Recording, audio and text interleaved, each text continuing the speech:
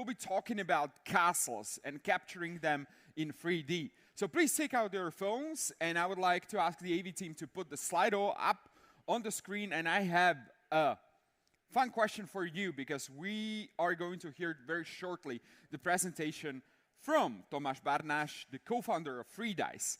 And they've been scanning the castles in Central Europe. So how many scans do you think they have already created? Let's take a look. What are your thoughts? 18, 15, 10, 12. Sorry? Yeah, should be. Actually, just a fun fact, there are 180 castles in Slovakia, 200 castles in Czech Republic, and 500 castles actually in Poland. So a lot of work to do. And let's hear directly from Tomas. Tomas, come join me over here. What is the correct answer? How many castles have you scanned so far? All of them. No, not yet. The right answer would be 15. But there are like multiple other buildings which are like similar to castles, so we don't count them in. But it's a lot of historical buildings. Perfect. Thank you so much for joining me on stage. Tomas, take us on a journey on how to create a virtual experience from the scan data and the models. The stage is yours, Tomas. Thank you Enjoy. very much. Let's give it up for him, ladies and gentlemen.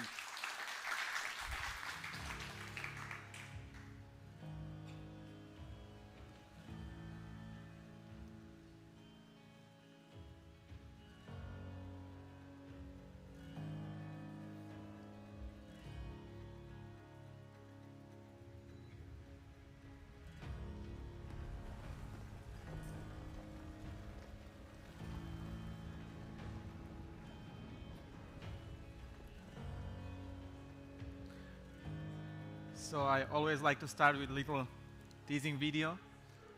This is everything what we generally do in overhead, or not everything, but this is what is the core use case and core target. So we are focused on cultural heritage, but besides that, we do digitization of all kind of buildings or objects. And I would like to start with a slightly different topic, or like not exactly cultural heritage, but a little bit about knowledge sharing. And I like to show it always about on the projects which are large scale, complicated to do, and where you need to think a little bit and plan how you want to do it and how you want to achieve that result. If the scale is huge, if you're counting with dozens, thousands of images, and how to proceed, how to do it correctly. So this is what you can see here. It's a project where we collected over 100,000 images, and it's the capital of Bratislava, and it's actually like a place where RealityCapture, it's processed in RealityCapture, and this is their headquarters. And when you are doing capturing, sometimes you can find Easter eggs. Yeah? Like for example, here logo of RealityCapture and the co-founder of RealityCapture waving on you. This is cool if you have a big drones, so they can hear you from inside because they didn't know we are there, but nice waving situation. So the thing is, having huge data, what is the most important thing? How many people of you are using photogrammetry daily, or like it's part of their businesses? Okay, many of you. So then many of you will know these numbers.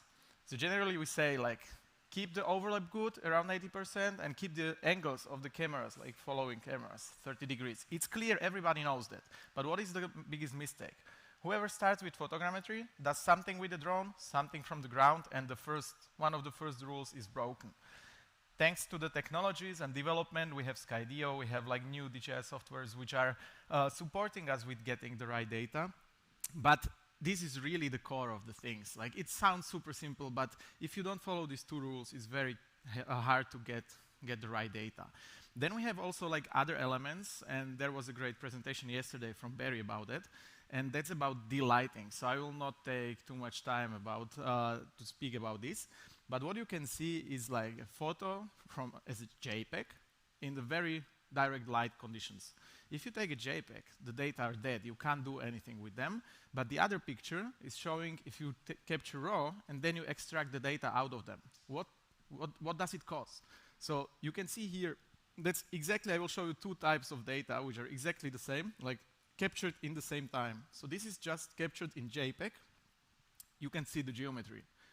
When we captured raw and we just extracted light, so you do proper delighting, that's the geometry. nothing more, like no more pictures, no more angles, no higher quality or higher resolution. It's just the same, and this is the comparison.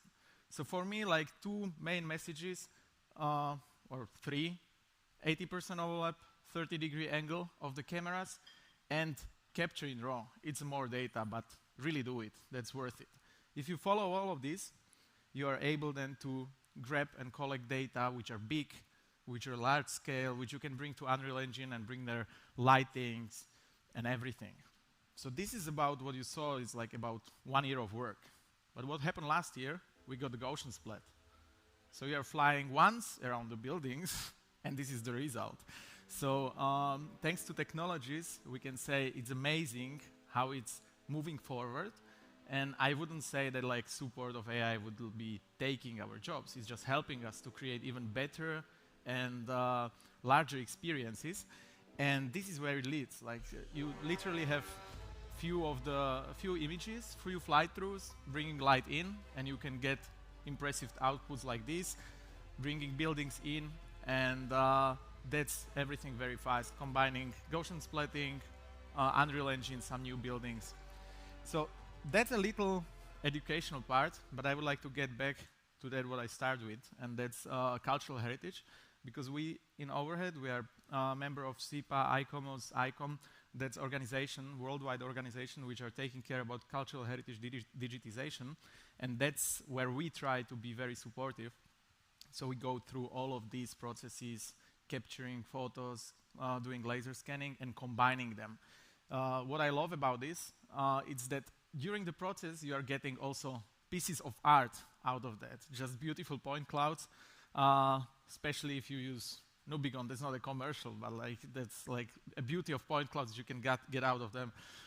And here it's a combination again of everything. So very detailed photogrammetry, laser scanning, flying out from very super high details, nice lighting from Unreal Engine, and showcasing people what is there in these heritage places. And most of the time, the purpose of this is to get the technical data for reconstructions, for anything, but the beauty is to get them or give them a second life. So you can use them again, and you can create applications which are very useful for people, for visitors. For example, in this castle, it's not open for public, so they just open a little location. You enter there, and thanks to products like this, you can bring people further, you can show them places which are inaccessible. And this all is just, I would call it just from a reusing of the data which all of you are doing. So there were multiple presentations also yesterday about it, like what to do with the data, where to store them, where to give them, to don't make a project and forget about the data somewhere on the flash drive. So this is how we see it, like bringing them back to people and use them and educate with them. My favorite projects are not only about capturing and processing, but pushing this further and working, for example, with historians where you can gain drawings, researches of the past look of these beautiful places. And then combining all of these, you can create visualizations and bringing people back to the past. So it's about educating, and not educating just by saying words, but especially by showcasing and empowering the imagination.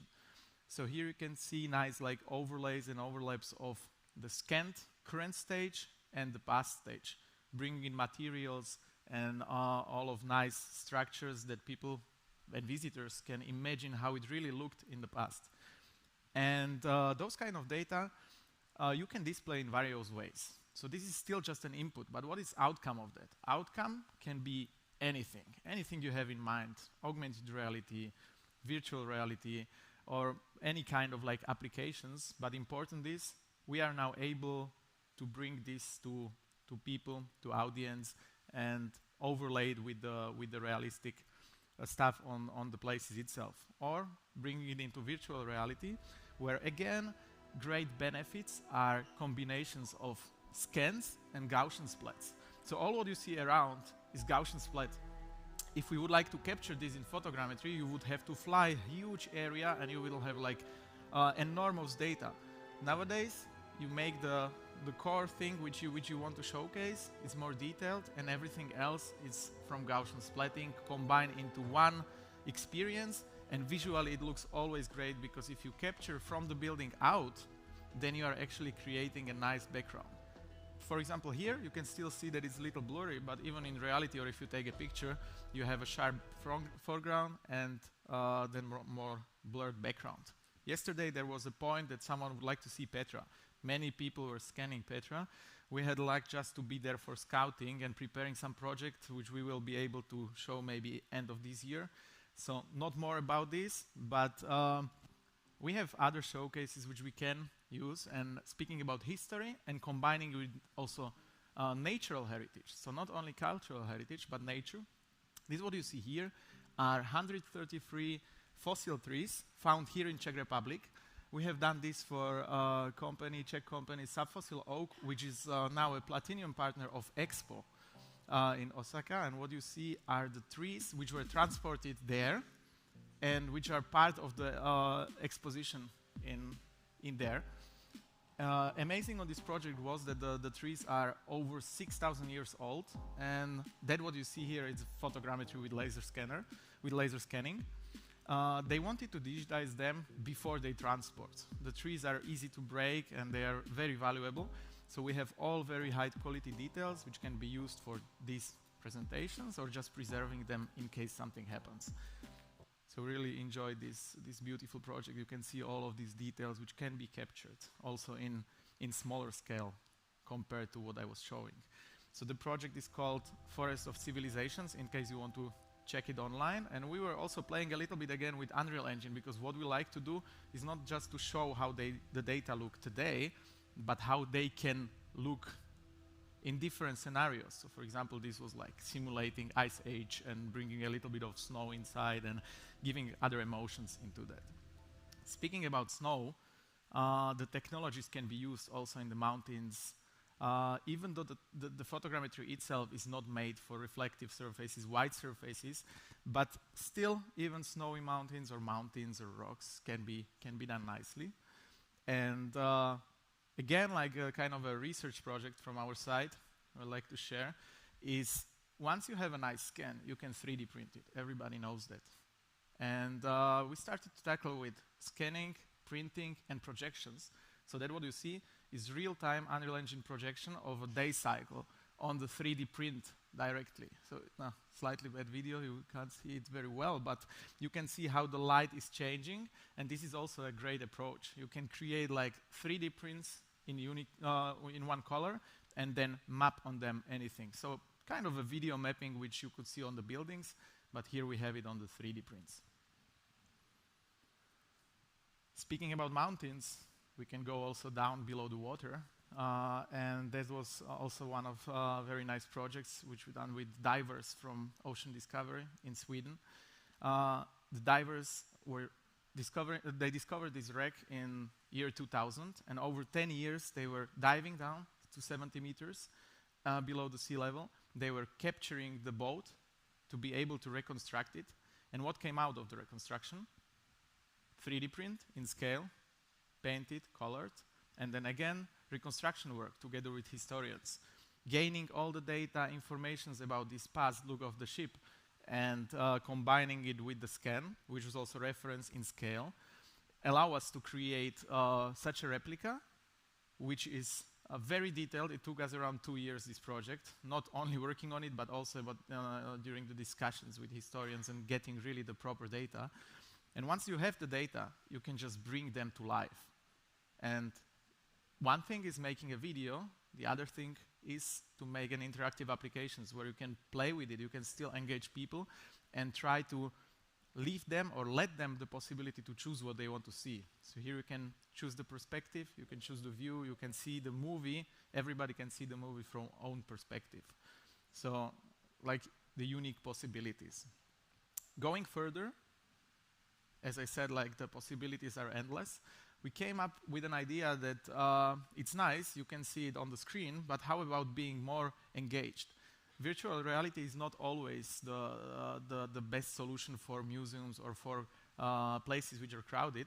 So we have came up with an idea, building in an AR display into a spyglass, and giving a feeling that if you look at a spyglass, you are part of the boat or of the battle, and you can look around yourself and see actually battle happening around you.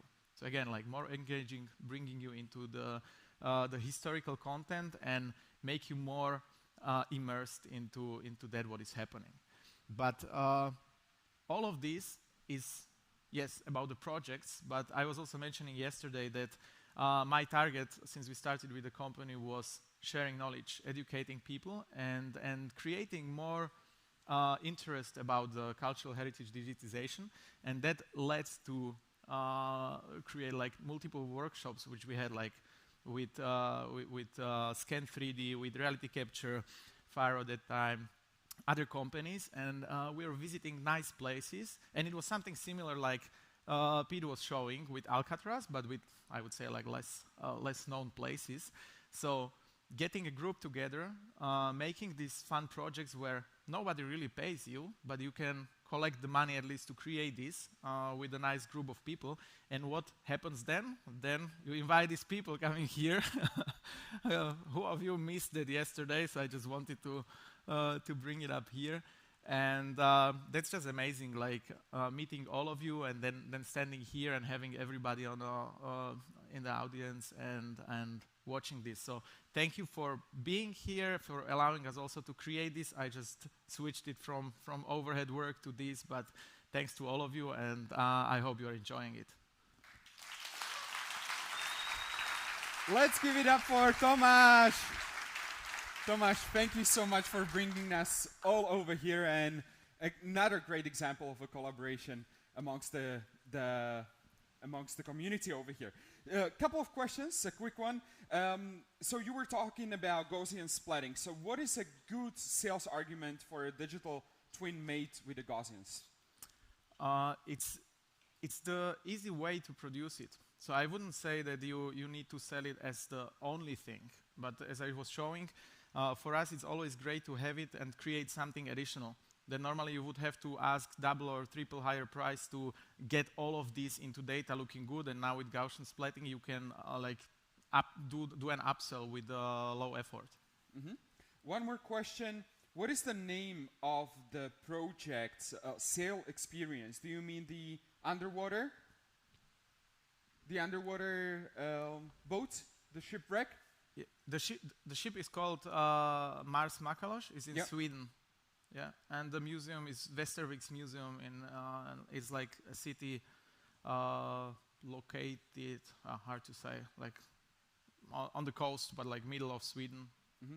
And actually, you were talking also about another project. Yeah, that was the same. Like we did it together with a company called Ocean Discovery. There was divers, but the project was for the museum there. Cool. So that was like everything packed into one project. Perfect. Is it available online? Can people still check it? You can visit it there. Perfect. All right. I can give the address. Fantastic. Tomas, thank you so much. Let's give it up for him one more time, ladies and gentlemen.